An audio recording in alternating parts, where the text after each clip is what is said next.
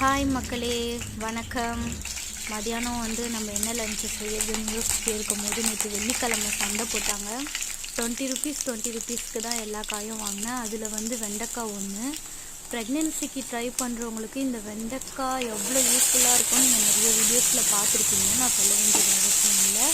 இருந்தாலும் இந்த வெண்டைக்காய் நம்ம பிஃபோர் ஓவலேஷன் எடுத்துக்கிட்டால் அந்த கருமுட்டை வெடிக்கிறதுக்கு நல்லா ஹெல்ப் பண்ணும். நீங்களும் எடுத்துக்கலாம், உங்கள் ஹஸ்பண்ட்க்கும் கொடுக்கலாம்.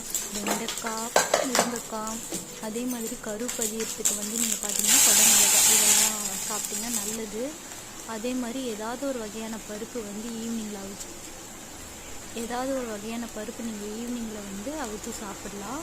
இதில் ஒன்றும் இல்லை, நீங்கள் ஜஸ்ட்டு கடுகு, கருவேப்பிலை, அப்புறம் நீங்கள் பார்த்தீங்கன்னா பூண்டு தட்டி போட்டு 2 காஞ்ச மிளகா, வெங்காயம், அதில் வெண்டைக்காவை போட்டு வதக்கிட்டே இருந்தீங்கன்னா நல்லா வதங்கின பிறகு நீங்கள் மிளகாத்தூள் ஆட் பண்ணணும். வாட்டர்லாம் எதுவும் ஆட் பண்ணக்கூடாது. மிளகாத்தூள் ஆட் பண்ணி அப்படியே சிம்மில் வச்சு நீங்கள் க்ளோஸ் பண்ணி விட்டீங்கன்னா அந்த ஃப்ரை ஆகும்.